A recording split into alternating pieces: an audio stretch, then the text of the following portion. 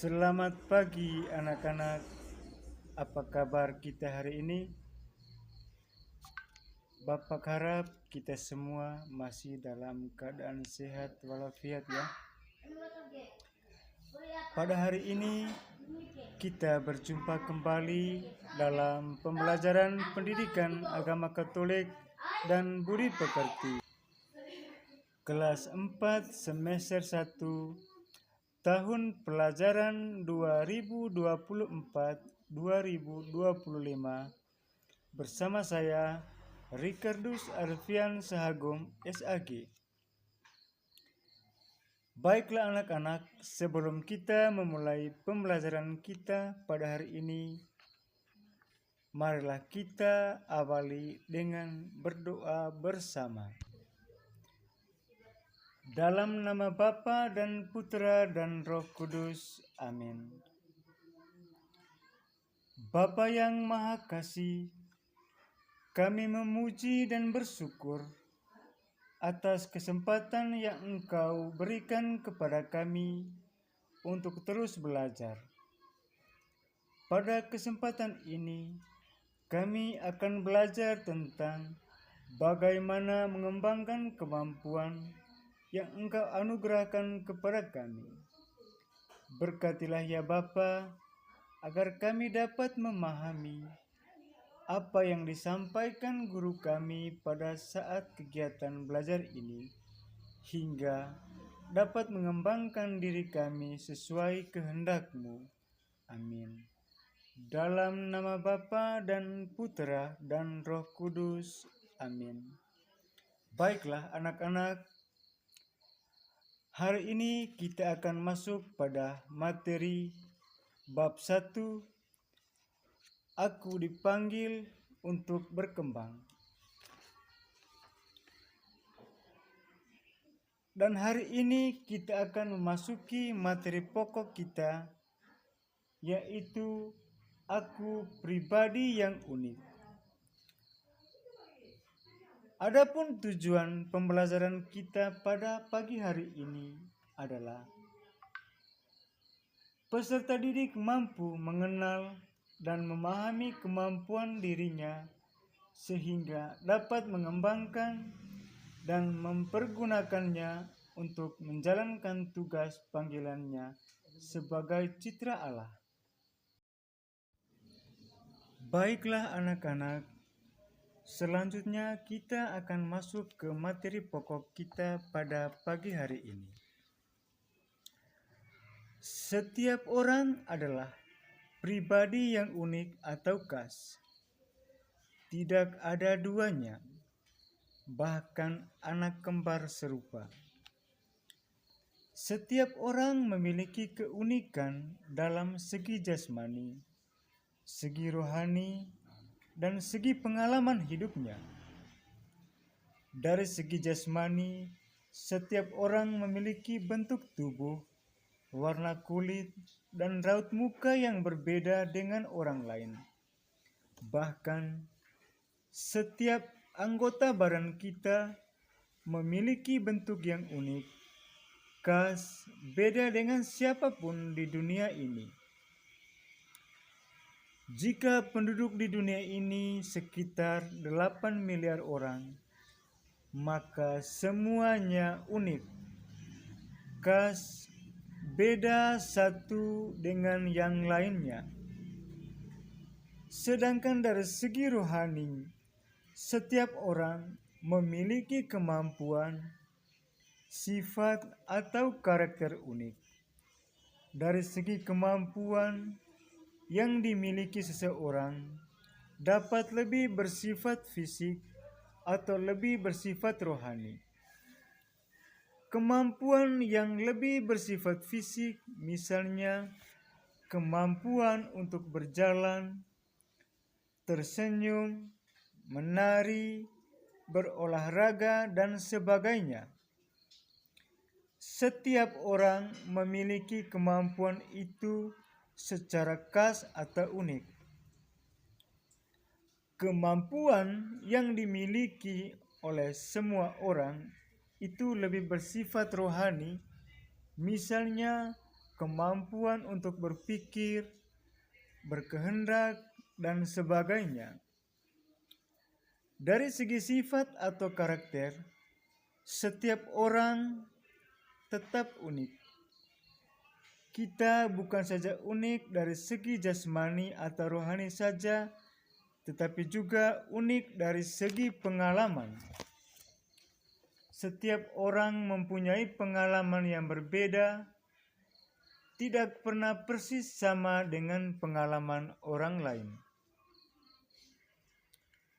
Dalam pandangan Kristiani, pada hakikatnya manusia diciptakan Tuhan sebagai laki-laki dan perempuan dengan keunikannya masing-masing.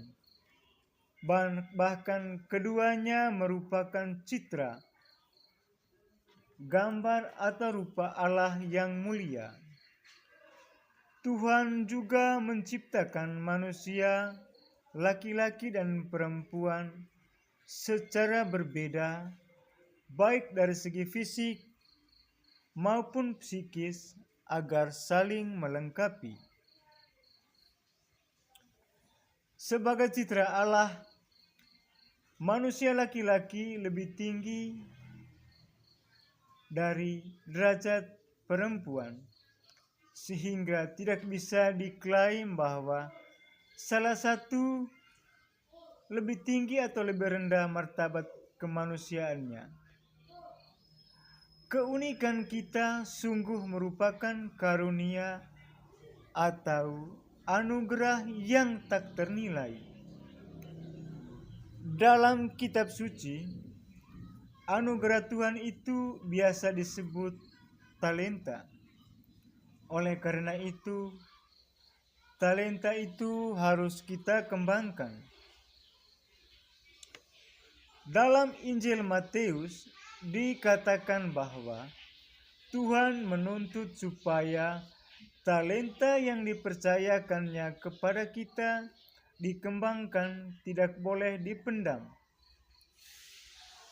Talenta yang kita terima dari Tuhan itu dapat menjadi sumbangan yang khas dan sangat berarti untuk perkembangan diri kita, kebaikan bersama untuk kemuliaan Tuhan. Pada kegiatan pembelajaran ini, kita semua dibimbing untuk mengenal dan memahami keunikan dalam diri kita masing-masing, serta kita dapat mensyukuri sebagai berkat dan anugerah Tuhan. Pemahaman itu akan menggerakkan dan mengembangkan diri kita dalam kehidupan kita sehari-hari. Lalu, bagaimanakah pandangan kitab suci tentang keunikan sebagai pribadi yang unik? Oleh karena itu, marilah kita lihat dan baca dalam kutipan kitab suci Kejadian bab 1 ayat 26 sampai 33. Berfirmanlah Allah, baiklah kita menjadikan manusia menurut gambar dan rupa kita, supaya mereka berkuasa atas ikan-ikan di laut, dan burung-burung di udara, dan atas ternak, dan atas seluruh bumi, dan atas segala binatang melata yang merayap di bumi. Maka Allah menciptakan manusia itu menurut gambarannya. Menurut gambar Allah diciptakannya dia, laki-laki dan perempuan diciptakannya mereka. Allah memberkati mereka, lalu Allah berfirman kepada mereka, beranak cuculah dan bertambah banyak. Penuhilah muka bumi dan taklukkanlah itu. Berkuasalah atas ikan-ikan di laut dan burung-burung di udara, dan atas segala binatang yang merayap di bumi. Berfirmanlah Allah, lihatlah, aku memberikan kepadamu segala tumbuh-tumbuhan yang berbiji di seluruh bumi dan segala pohon-pohonan yang buahnya berbiji. Itulah yang akan menjadi makananmu. Tetapi kepada segala binatang di bumi dan segala burung di udara dan segala yang merayap di bumi yang bernyawa, kuberikan segala tumbuh-tumbuhan hijau menjadi makanannya, dan jadilah demikian. Maka Allah melihat segala yang dijadikannya itu sungguh amat baik. Jadilah petang dan jadilah pagi, itulah hari ke-6. Anak-anakku yang terkasih, setelah mendengarkan bacaan kitab suci tadi dari kitab Kejadian bab 1 ayat 26 sampai 31, maka marilah kita mendalami bacaan ini dengan bantuan beberapa pertanyaan.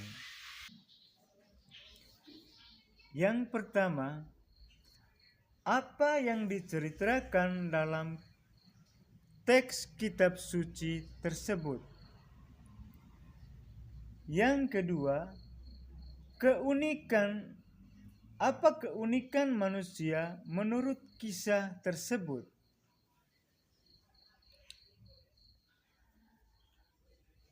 Anak-anakku yang terkasih, dari pertanyaan-pertanyaan tersebut di atas, kita dapat menjawabkannya demikian.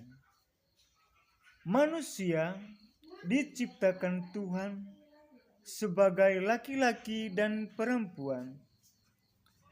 Mereka memiliki keunikannya masing-masing. Manusia laki-laki dan perempuan diciptakan secara berbeda, baik dari segi fisik maupun psikis, agar saling melengkapi. Yang kedua, manusia merupakan citra, gambar atau rupa Allah yang mulia. Itulah beberapa jawaban yang disampaikan dalam pesan teks kitab suci Kejadian bab 1 ayat 26 sampai 31 tadi.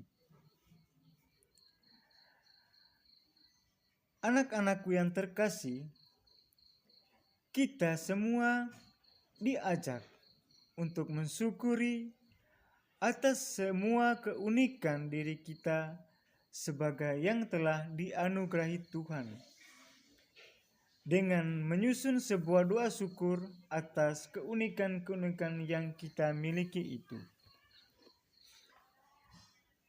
Anak-anakku yang terkasih, aksi dari penjelasan kita pada siang hari ini adalah anak-anak dapat membacakan doa syukur yang telah ditulisnya dalam waktu doa di keluarga. Karena itu, dalam hal ini orang tua perlu dilibatkan dalam kegiatan-kegiatan kita.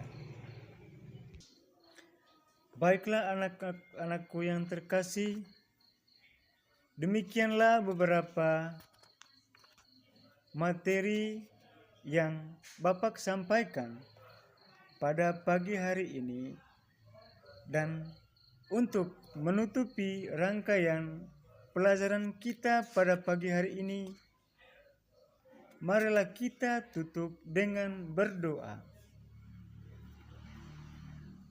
Dalam nama Bapa dan Putera dan Roh Kudus. Amin. Kami memuji dan bersyukur kepadamu ya Tuhan, atas rahmat-Mu hari ini. Mohon bimbingan-Mu agar kami dapat memahami pembelajaran tentang keunikan yang Engkau berikan kepada kami. Semoga kami selalu mensyukuri dengan cara mengembangkannya dalam hidup sehari-hari. Amin. Dalam nama Bapa dan Putera dan Roh Kudus. Amin.